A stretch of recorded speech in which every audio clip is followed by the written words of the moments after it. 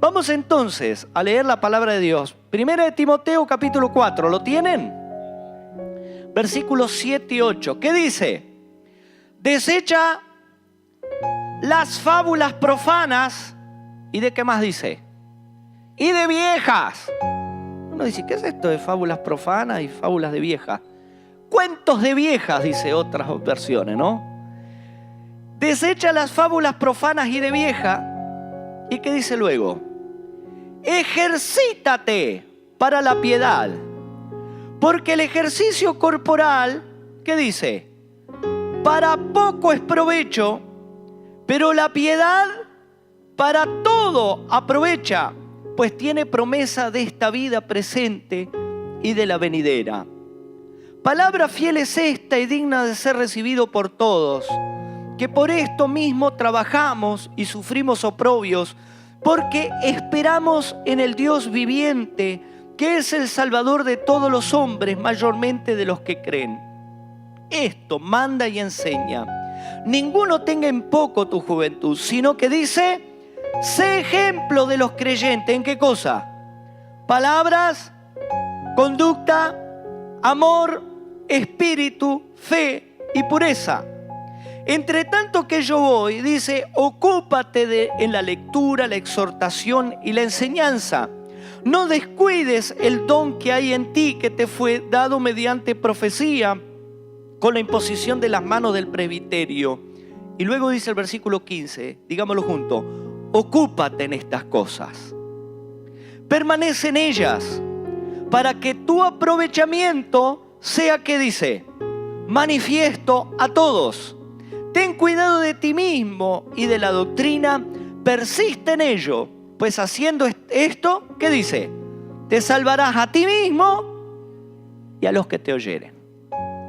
Qué linda palabra es esta, qué linda. Vamos a cerrar nuestros ojos por un momento y vamos a pedirle al Señor que en esta mañana Él nos ministra nuestro corazón. Amado Señor, venimos delante de tu presencia, te hemos adorado, hemos bendecido tu nombre, hemos hecho tanto en el proceso de este culto, adorándote, buscando tu rostro, Señor, pero no estamos completos sin tu palabra. Hemos venido buscando recibir tu palabra y queremos que ella nos ministre al corazón. Gracias te doy, amado Padre. Amén, amén. El versículo 8 dice, ejercítate para la piedad. Ejercítate para la piedad. Habla de ejercicio. ¿Cuántos de los que están aquí hacen ejercicio? Algunos me hacen así como diciendo, yo debiera ser pastor, ¿no? Yo debiera hacer ejercicio. Pablo le habla a Timoteo y habla del ejercicio físico.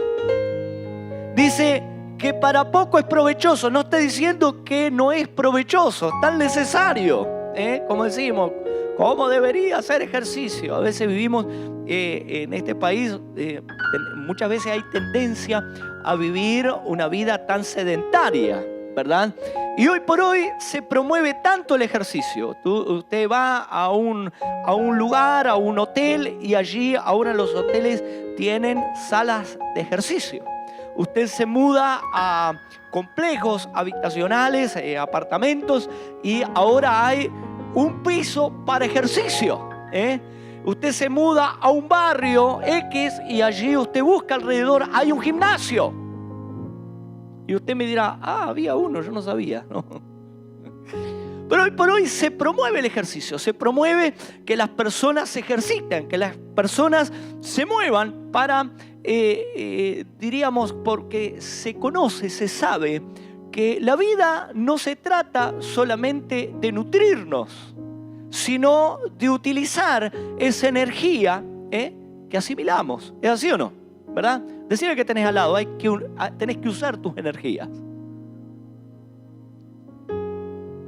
Ahora, Pablo le habla a Timoteo de otro ejercicio. No está hablando del ejercicio físico, sino que está hablando del ejercicio espiritual. Pablo le llama, ejercítate para la piedad. Ejercítate en la piedad. Está hablando de la vocación, mire lo que le voy a decir, de la vocación a lo que Dios nos ha llamado. ¿Cuántos saben que el llamado de Dios es una vocación?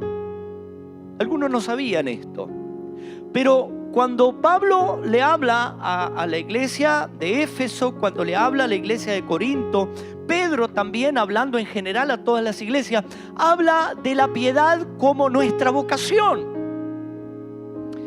Y cuando hablamos de vocación, inmediatamente pensamos en aquel llamado, o en aquel, cuando hablamos de vocación en el sentido, diríamos, común de la palabra vocación, estamos hablando de aquella habilidad o de aquella inclinación natural que tenemos por determinada disciplina, ¿sí o no? ¿Verdad?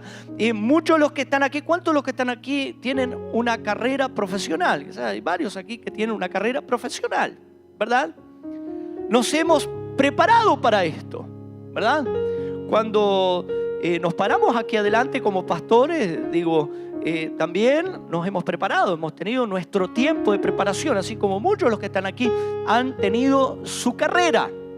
Ahora, cuando alguien se prepara, cuando alguien siente una vocación y estudia para esa vocación, no solamente va a la universidad y allí estudia, se nutre de conocimientos respecto a esa disciplina, sino ¿cuál es el fin primordial de todo esto? Es que la persona lo ejerza, ¿sí o no? En otras palabras, haga ejercicio de esa profesión. Lamentablemente en mi país hay muchos médicos, a veces abogados, que no tienen una oportunidad. Es decir, ellos estudian las universidades de medicina, de abogacía y también de escribanía.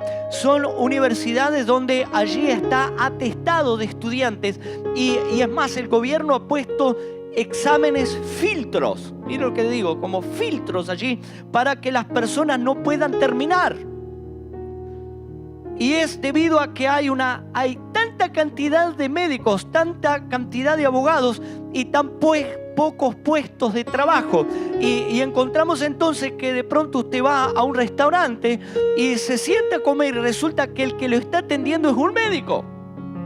Alguien, o un abogado, un escribano, uno que ha tenido, vamos a decir, una preparación, se ha nutrido para una disciplina tan importante como son estas disciplinas que he mencionado, pero no tienen oportunidad de ejercer.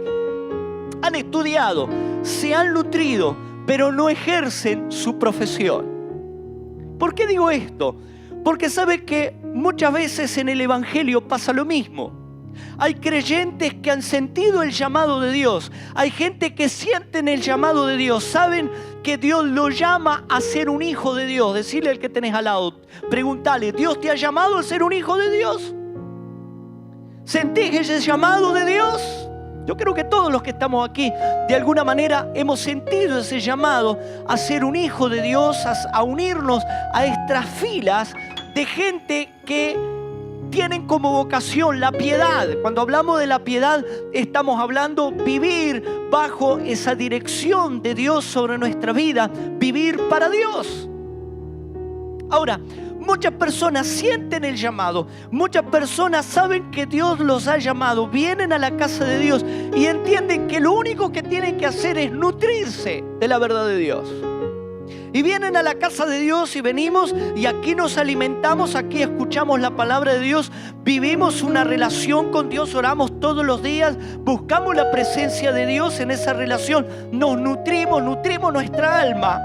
Pero mirá lo que te digo, no ejercitan la piedad, no hacen ejercicio de esa profesión a la cual Dios le ha llamado. Es lo que le dice Pablo aquí a Timoteo. No se trata solamente de nutrirte, le dice a Pablo, a Timoteo. No se trata solamente de alimentarte en el conocimiento de Dios. Tenés que ser útil para Dios. Decirle al que tenés al lado, tenés que ser útil para Dios.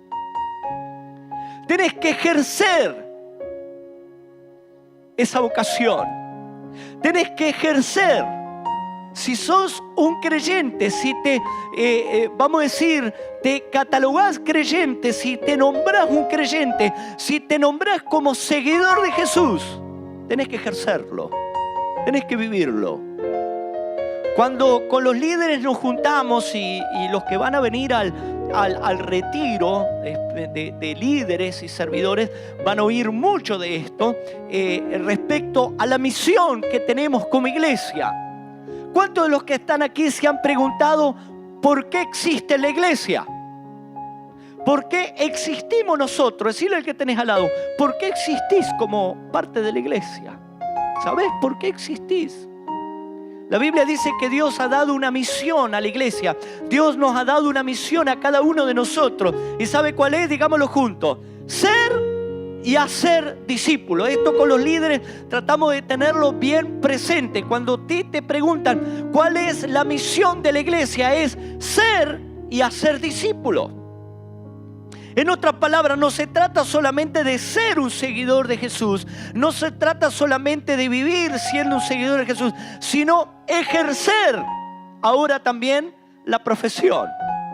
Cuando un médico, un abogado, por así decirlo, por nombrar una profesión, porque algunos dicen, bueno, mi carrera ha sido administrativa, ha sido sobre la administración de finanzas. Bueno, cuando alguien se prepara en esta área, es para asistir a otros, ¿sí o no? No podemos pensar en un médico que solamente se prepara para tener conocimientos personales. No podemos considerar a alguien que dice yo tengo una vocación para determinada, diríamos, disciplina, si solo la voy a ejercer conmigo mismo. Cuando tú piensas en un profesional, cuando piensas en alguien que se ha ejercitado o que se ha preparado en una disciplina, inmediatamente entiendes que se prepara para influir en la vida de otros. Decirle al que tenés al lado, tenés que influir en los que están en tu alrededor. Hay que influir en los que están a tu lado. ¿Sabe que a veces nos enfocamos solo en nosotros mismos? Nos enfocamos en nuestro crecimiento, nos enfocamos en nuestras conquistas espirituales, nos enfocamos en nuestros anhelos, nuestros sueños, nuestros deseos personales y nos olvidamos que Dios nos ha llamado para influir en otros. Esto sucedió con el pueblo de Israel. Cuando usted lee en el libro de Josué, capítulo 4, allí está hablando de los preparativos para la conquista. Había toda una generación de israelitas que habían llegado, dice, al límite de la tierra prometida. Habían llegado, vamos a decir, a las orillas del río Jordán. Estaban ya listos para entrar en la tierra que Dios le había prometido. Como sabemos, Dios los había sacado de Egipto y le digo, yo les voy a dar una tierra de provisión, una tierra de abundancia. Pero esta generación, dice, llega al límite y por falta de fe, dice, no se decidió a entrar. Y dice, la generación esa terminó pereciendo en el desierto, pero se levantó una siguiente generación, que eran los hijos de estos hombres de esa generación que falló. Se levanta una nueva generación, pero ahora Josué, como líder espiritual, le dice, nosotros somos el pueblo que va a entrar a esta tierra. Dios le dijo a Josué, le dice, todo lo he entregado en tus manos. Todo está delante de ti. Todo lugar que pisara la planta de vuestro pie va a ser de ustedes, va a ser tuyo. Pero solamente te mando que te esfuerces, que seas valiente. Y es así que dice Josué, habla al pueblo, le dice, mañana vamos a entrar en la tierra. Mañana vamos a cruzar el Jordán. Vamos a prepararnos para esto. Y me imagino esta generación, esta gente que estaba allí pendiente, estaba deseosa de no repetir los errores de sus padres. ¿Cuántos de los que están aquí dicen, yo no quiero repetir los errores de mis padres? ¿Cuántos dicen, yo no quiero repetir las equivocaciones que han tenido? Yo quiero ser una nueva generación de conquista. Ahora, esta gente dice, estaba para entrar en la tierra y ahora entusiasmado. Yo me imagino pensando en la conquista.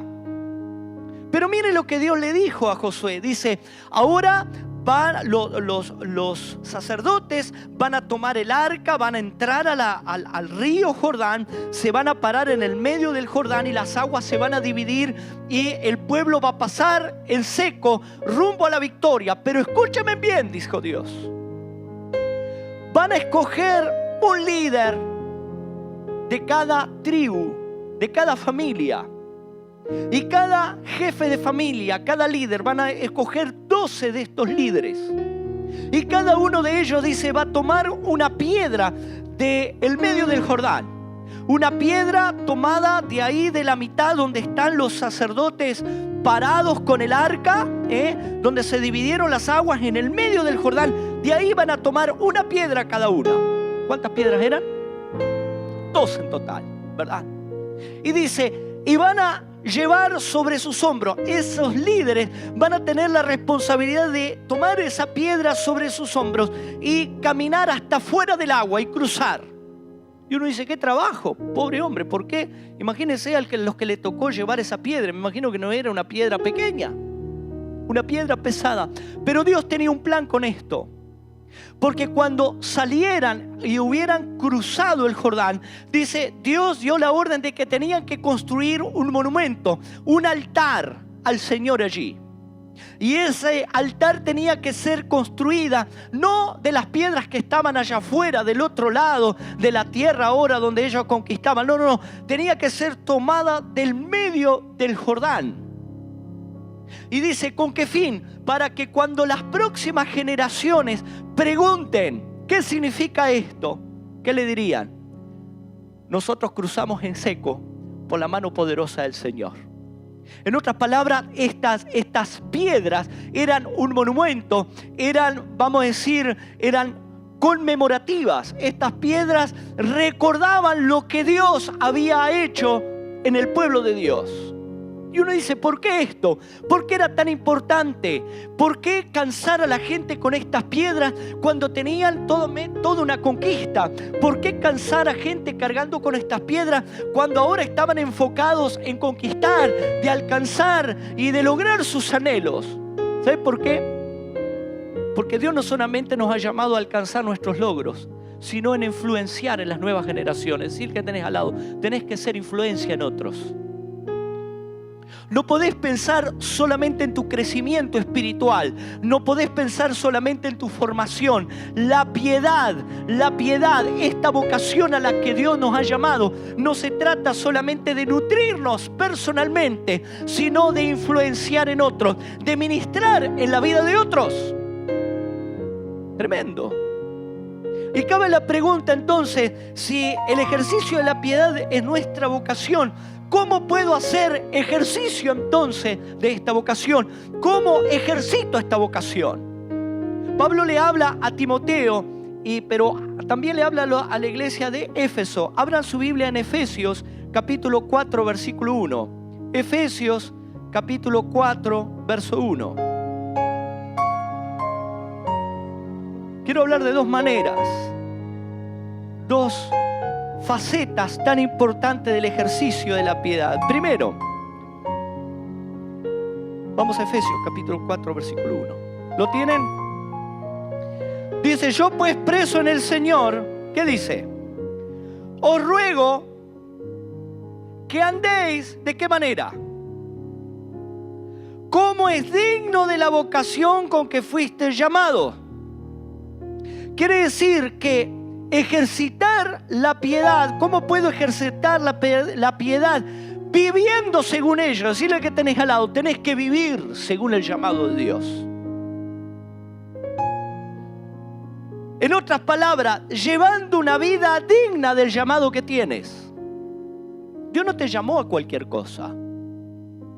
Dice allí en 1 de Pedro que dice que nosotros que no éramos pueblo, nosotros que éramos gente insignificante, Dios nos llamó, dice, para anunciar las virtudes de aquel que nos llamó.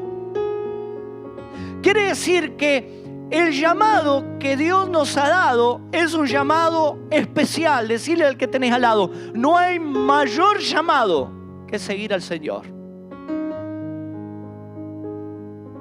Alguno dice, wow, yo fui llamado a hacer una determinada función dentro de la sociedad. Ok, fantástico. Pero no hay mayor función, no hay mayor llamado que el llamado a ser un seguidor del Señor.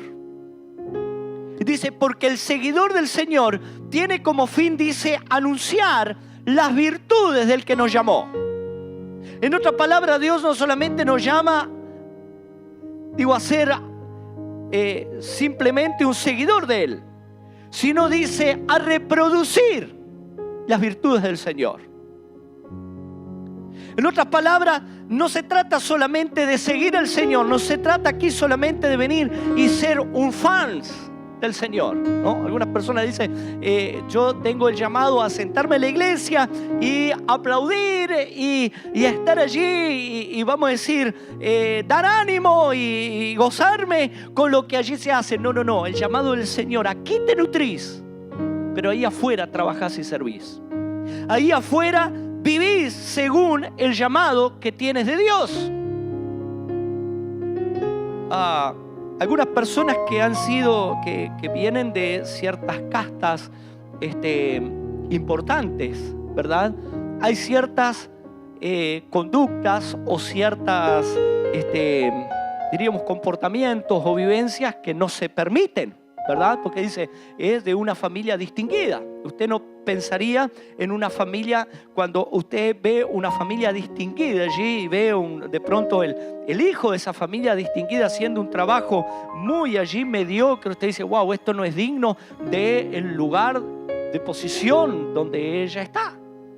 Pero hermanos, cuando la palabra de Dios habla de el llamado de Dios, nos habla de una vida digna también del llamado, que tenemos que responder ese llamado. Dios no te ha llamado a cualquier cosa. Dios no te ha llamado a una vida mediocre, sí, el que tenés al lado. Dios no te ha llamado a la mediocridad. Dios no te ha llamado a apariencia. Dios te ha llamado a dar dignidad al reino de Dios. Tu vida tiene que dar dignidad al reino de Dios. Y mire lo que dice aquí Pablo a la iglesia de Éfeso. Dice, yo preso en el Señor os ruego que andéis como es digno de la vocación con que fuiste llamado. ¿Qué dice luego? Dice, con toda humildad y mansedumbre, soportándoos con paciencia los unos a los otros. ¿En qué cosa? En amor. Solícitos en guardar la unidad del Espíritu en el vínculo de la paz. Un cuerpo, un espíritu, como fuiste también llamado, en una misma esperanza de vuestra vocación. En otras palabras, dice, guardando la unidad. En otras palabras, hay conductas entre cristianos que no nos podemos permitir. ¿Estamos de acuerdo con esto? Hay ciertas cosas, hay ciertas actitudes que como creyentes no dan honra al reino de Dios. Por eso dice la Escritura, andando en humildad, andando, dice, soportándonos unos a otros y teniendo, como dice, ese sentir en nuestro corazón que tenemos que vivir en paz unos con otros. Decirle que tenés al lado, hay que vivir en paz, hermano. Hay que vivir en armonía, hay que vivir en esa conexión, en ese vínculo que es el Espíritu Santo de Dios, para dar honor a ese llamado de Dios. En otras palabras, entonces, vivir según ella, ejercitarnos la piedad, viviendo según ella, llevando una vida digna del llamado de Dios, pero también siendo ejemplo. Decirle al que tenés al lado, siendo ejemplo. Pablo le dice a Timoteo, sé ejemplo de los creyentes. Dice, ninguno tenga en poco tu juventud. Y alguno dice, ¿será que Timoteo tenía que decirle a los demás, mire, respétenme porque soy joven? ¿Sería eso? No, sino dice Pablo, ninguno tenga en poco tu juventud. Es decir, Timoteo tenía que comportarse de una manera que no le diera argumento a aquellos que quizás querían criticarlo a él como joven. Su vida, la dirección de Dios fue tan tremenda para él. Mire, 1 Timoteo capítulo 4, volvamos de nuevo, 4, 12, dice, ninguno tenga en poco tu juventud, sino que dice, sé ejemplo de los creyentes, ¿en qué cosa? Primero, en palabras, traduciéndolo mejor, ¿verdad? Más clarito, sé ejemplo en lo que dices. Sé ejemplo en tus conversaciones. Sé ejemplo en lo que hablas. Si el Señor te ha lavado con su sangre, si el Señor te ha bendecido, si en el Señor tienes una nueva vida, si en el Señor has aprendido que las ventanas de los cielos están abiertas para ti, si en el Señor has aprendido que hay algo especial de Dios que no lo tenías antes, no podés seguir hablando de la misma manera o la misma tesitura que tiene el mundo. Por eso Pablo le dice, desecha las fábulas, como dice, mundanas, es decir, ideas mundanas, y desecha los argumentos de vieja, es decir, los cuentos de vieja. ¿Cuánto le gustan que les hagan cuentos? ¿No? Yaquito queda en nuestra casa y siempre antes de dormirse le gusta que yo le haga un cuento, y le hago alguna historia. Él dice alguna historia, pero una cosa es una historia, que es una vivencia, y otra cosa es un cuento. Un cuento es algo que no existe. Es un mito, ¿verdad? Es una fábula. Hermanos, nosotros no tenemos cuentos para contar. Nosotros tenemos vivencias de Dios. ¿Cuántos tienen vivencias acá? Aquella nación, el pueblo de Israel, no era llamada para contarle un cuento a sus generaciones. No eran llamados para contarle cosas ficticias, sino ellos eran llamados para tener una experiencia con Dios, tener una vivencia con Dios. Y ahora ellos podían decir, tenemos algo que contar, tenemos una historia que transmitir, y es la presencia de Dios con nosotros. Cómo Dios nos ha ayudado, cómo Dios nos ha sostenido. Y mi pregunta, y la pregunta de la palabra del Señor a nosotros en esta mañana: ¿qué tienes para contar de lo que Dios ha hecho en tu vida? ¿Qué tienes para contar a tus hijos? ¿Qué tienes para decirles a ellos? ¿Qué tienes para transmitirle a ellos con tus palabras? Quiera Dios que cada uno de los que estamos aquí tengamos una experiencia con Dios. Dios te ha llamado a una experiencia. Y algunos dicen, bueno, yo no tengo hijos. Pero aquí la Biblia habla de la nueva generación de creyentes, como esta generación actual que estamos enfocados en hacer nuevos discípulos. ¿Qué tenemos para contar a la nueva generación de creyentes que llegan? ¿Qué tenemos para contar de lo que Dios hace a diario en nuestras vidas? Hoy, cuando comenzamos el servicio, preguntábamos, ¿cuántos tienen cosas para contar de lo que Dios ha hecho esta semana? Y yo me he gozado porque sé que muchos hermanos atravesaron momentos difíciles, pero Dios ha estado con ellos. El martes pasado, nuestros hermanos cubas allí estaban en el instituto bíblico aquí cuando se enteran que su hija había tenido un accidente, su nena pequeña. Pero los hermanos daban testimonio de cómo Dios ha guardado y cómo Dios los ha mantenido. Y en pequeñas o grandes cosas podemos ver la mano de Dios, podemos ver aquella experiencia del Dios en que hemos creído. ¿Cuántos pueden decir, yo tengo una experiencia con el Dios que creí? Pero esa experiencia, como decía Pablo, dice, no es solamente para nosotros, sino es para los que están alrededor nuestro, para influenciar en ellos. Pablo le dice a Timoteo, sé ejemplo de lo que dices, de lo que hablas.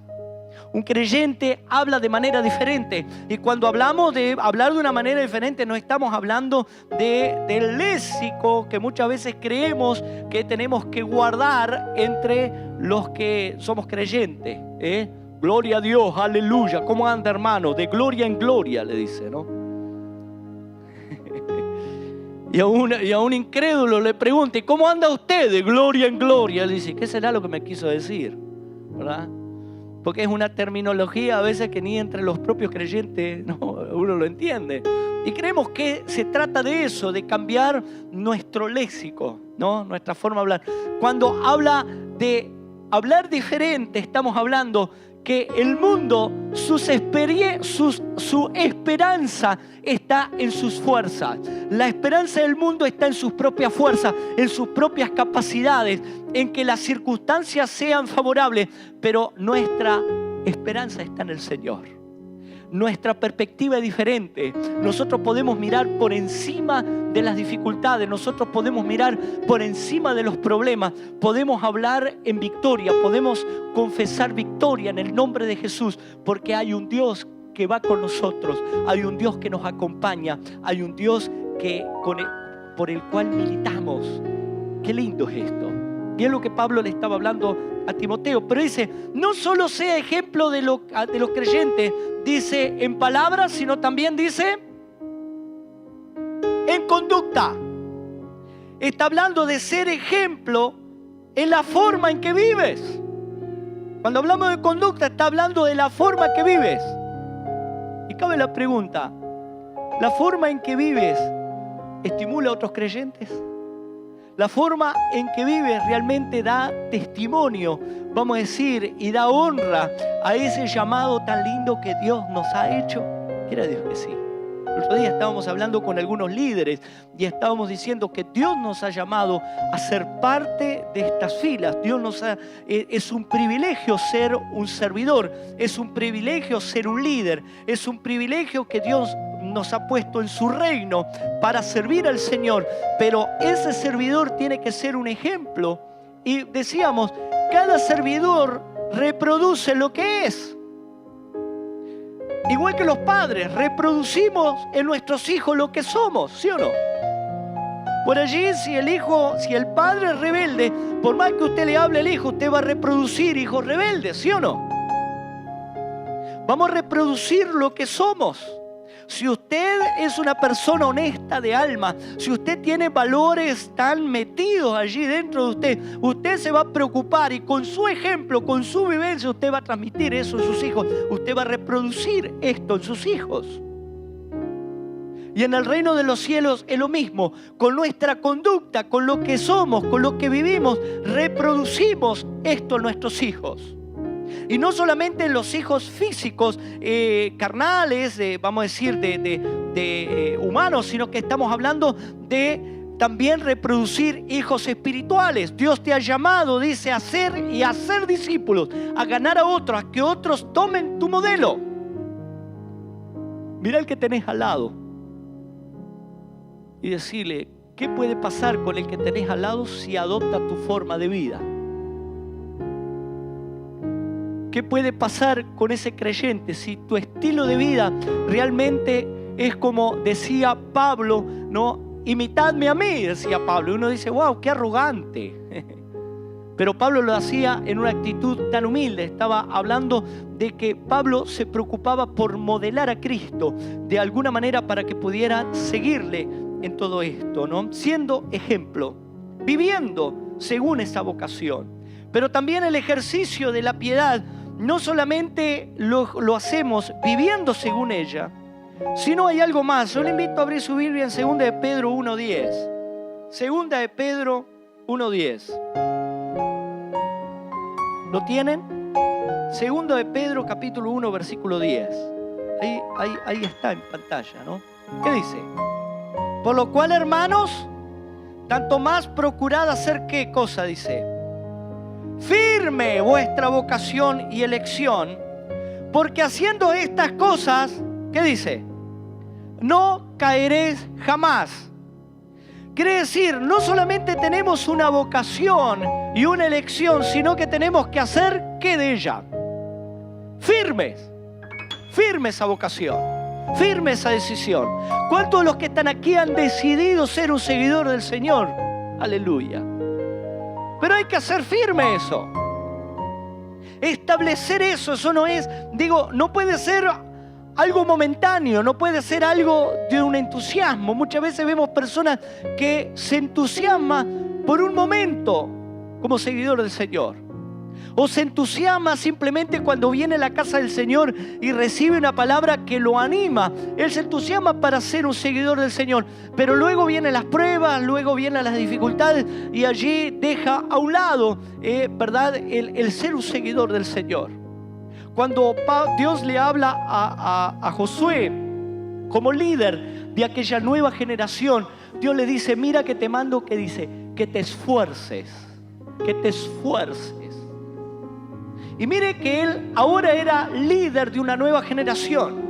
Ya había pasado una generación que se había frustrado. Ya había una generación que había fracasado. Había una generación que había llegado al límite de la tierra, pero allí había quedado. Pero Dios le dice, yo ahora te llamo para liderar esta nueva generación. Dios le dice a Josué, en otras palabras, tú eres el líder de una nueva generación. No de una generación que fracasa, no de una generación que llega al límite y retrocede, no una generación que se entusiasmó en primera instancia y después dio vuelta a las espaldas y volvió a su estilo de vida viejo, siguió pensando en Egipto como fue aquella primera generación. Dios le dice a Josué, no, tú ahora eres responsable de hacer de esta generación una generación victoriosa. Decirle que tenés al lado, sos responsable de sacar adelante tu generación. Sos responsable de sacar adelante a tus hijos. Sos responsable de sacar adelante a tus hijos en la fe. Los que hoy te miran, los que hoy te imitan, eres responsable de ellos. Pero ¿cómo puedes hacerlo? Esforzándote. Dios le dice a Timoteo algo tan lindo, dice, persiste en lo que has aprendido. Y a su vez le dice, no descuides el don de Dios que hay en ti. Hermano, no descuides lo que Dios ha entregado hoy en tus manos. No descuides lo que hoy estás viviendo. No descuides el privilegio de ser un servidor del Señor. No descuides y no restes valor a eso tan importante. Pablo le dice a Timoteo, tú recibiste un don de Dios, tú recibiste algo especial de Dios. Cuando el presbiterio puso las manos sobre ti, dice, hubo una profecía de lo que tú ibas a hacer. No descuides eso. Vive para eso. Cuídate de ti mismo, cuídate de la doctrina, pero vive para eso. Esfuérzate, afirma lo que Dios te ha dado. No dejes que las circunstancias tumben tu fe. No dejes que las circunstancias adversas te desanimen. No dejes que cualquiera venga y tumbe tu fe. Por el contrario, afírmala, fortalécela. Quizás en esta mañana has venido desanimado, has venido, como decía la hermana Ruth hoy al comienzo, cuando la oración, ella empezó diciendo, yo estuve muy deprimida esta mañana antes de venir a la casa de Dios. No sé si era la lluvia o qué era lo que deprimía a la hermana, ¿no? Pero bendito sea Dios que la palabra de Dios le animó, la palabra de Dios le dio fuerza para decir, no, yo tengo que estar en la casa de Dios, tengo que esforzarme, tengo que hacer mi parte. Y dice, cuando vivimos la vocación, dice, es tan provechosa. Cuando podemos vivir la piedad, es tan provechosa. Si tú piensas que trabajar y esforzarte te es provechoso, mucho más provechoso te va a ser seguir, permanecer, afirmarte en el Señor. Mucho más provechoso. Hablaba con alguien el otro día que me decía, estoy tan contento con el nuevo trabajo que tengo, los recursos que están entrando a mi casa. Decía, me siento que las cosas son tan distintas. Hablando con alguien, cuando decía de lo deprimente, decía que es cuando no se tiene trabajo. ¿Cuánto han experimentado esa etapa cuando no hay trabajo, verdad? Y uno entra en depresión, entra en el sentido de desánimo, decir, wow, como quisiera esto, como quisiera lo otro. Y usted está en su casa y usted dice, ¿quién me diera poder trabajar? Y usted allí está en su casa sin hacer nada. Pero cuando viene el trabajo, hay que agachar el lomo, como dice, ¿verdad? Hay que trabajar y son horas. Y usted se levanta de mañana y se acuesta tarde y trabaja y se esfuerza. Y usted dice, wow, qué lucha este trabajo. Pero cuando el fin de semana usted recibe el cheque, ¿qué le pasa? Usted dice, wow, esto es mejor que cuando estaba quieto en mi casa.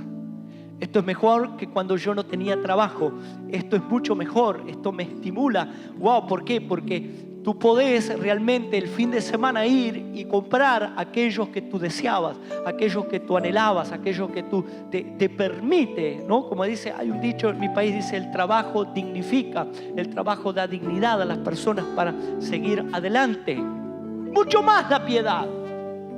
Si todas estas cosas terrenales son provechosas, Pablo le dice a Timoteo, mucho más provechoso es afirmar nuestra fe. Mucho más provechoso es vivir según lo que Dios nos ha llamado. Mucho más provechoso es cuidar el regalo de la bendición de lo que Dios me ha dado. ¿Por qué? Porque trae, dice, frutos no solamente de esta vida, sino en el porvenir. Hermano, quizás tú te estás esforzando mucho y gloria a Dios por el esfuerzo que estás haciendo económicamente, en lograr cosas. Está bien. Pero hermano, no descuides tu fe, no descuides la vocación que Dios te llamó. Dios no te ha llamado a cosas triviales. Dios no te ha llamado simplemente a ir y cumplir un horario en tu trabajo. Dios te ha llamado a ser un discípulo del Señor.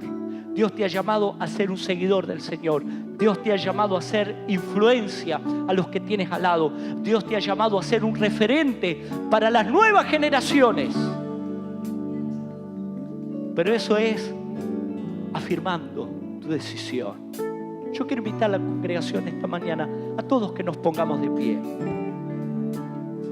Aleluya.